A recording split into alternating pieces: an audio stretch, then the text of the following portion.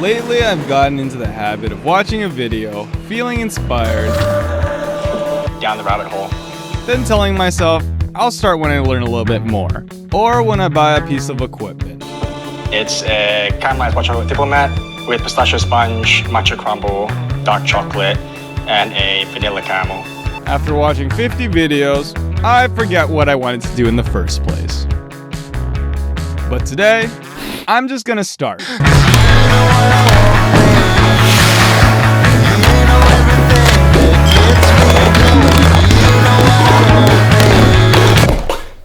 Oh,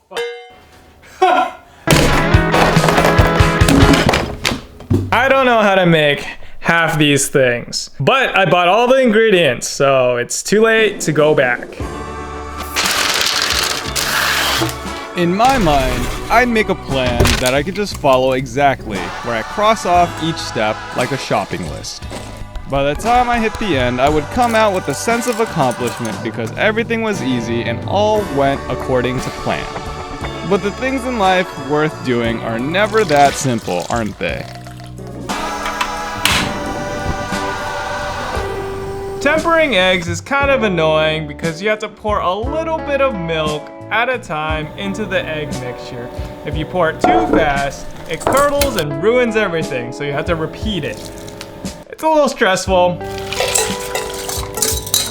Part of the appeal of trying new things is that you don't know whether or not you're going to be able to do it.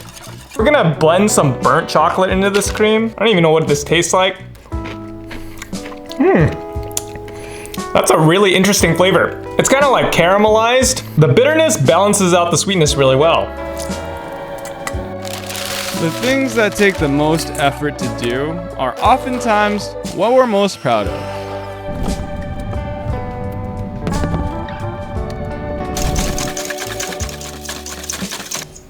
But as humans, we're really amazing at imagining all the possible ways things can go wrong and how bad it'll make us feel.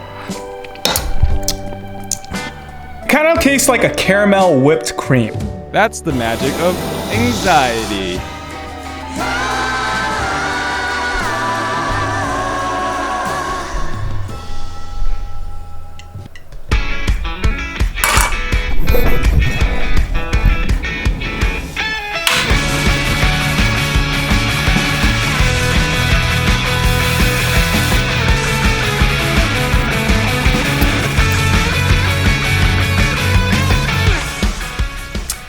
Whoa, that tastes like toffee. So we're pouring this over the final dessert at the end. This is gonna be hot, so it's gonna melt the chocolate platform and make the rabbit hole, if we do it correctly. I used to think anxiety was a bad thing. It would paralyze me. I'd spend all my time planning and worrying, never actually doing anything. It would keep me up at night. But because of that little planner in my head, it made things a lot easier than I expected. I made this in the microwave, and it only took 10 minutes. Yeah, I don't think I'm ever gonna learn how to make a normal sponge cake. Breaking down a seemingly impossible task into smaller steps made it more approachable, and having a step-by-step plan helped me get used to it. So these cookies are like rock hard. But I also thought of so many situations that ended up not ever happening. Oh, I thought they'd be really, really overcooked, but they're kind of like light and airy, and then they're really matcha flavored. Time to put it in the bowl. So just starting before you're ready might surprise you.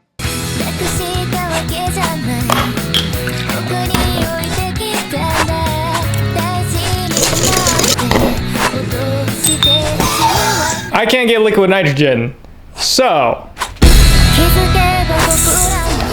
until you run into something that no amount of planning could have prepared you for. I have been dreading this part so much. You temper chocolate in order for it to have a shiny look and have a good melt. So then all that flavor coats the mouth when you eat it. If you melt it too hot, it burns. If you melt it too cold, it doesn't temper properly.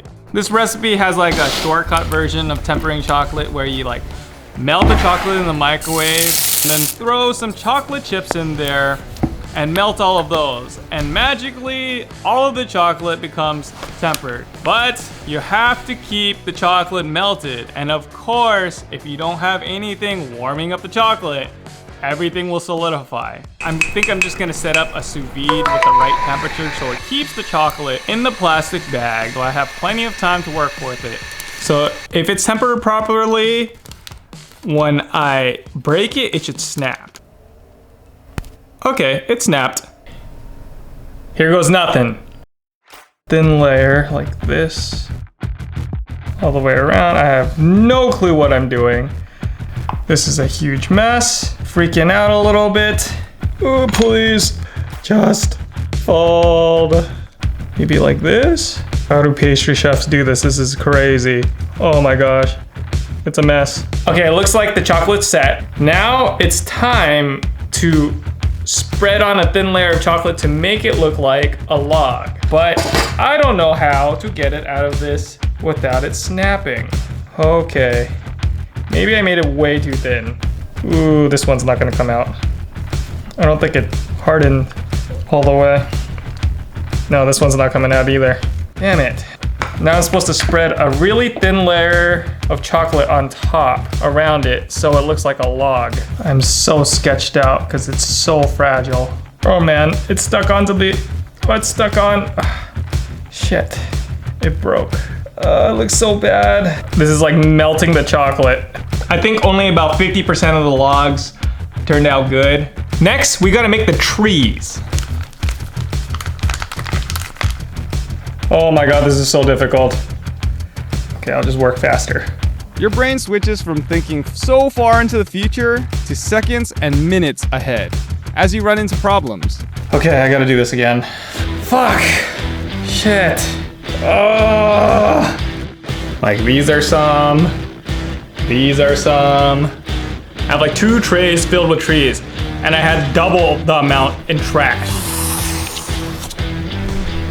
I basically need to do all the tempering again, but with white chocolate because I need to make the last thing. But now I have a little bit more experience and a tiny bit more confidence.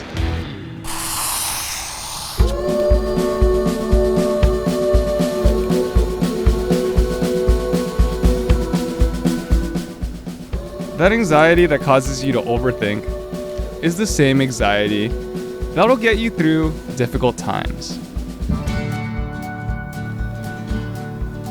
You're never gonna feel ready. Okay, well, here's the moment of truth. And that's totally okay.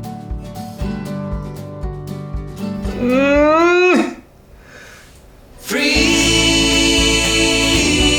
but ready to flee from this all. Hard to be standing on your own. Hard to be standing on your own. All you need to do is start.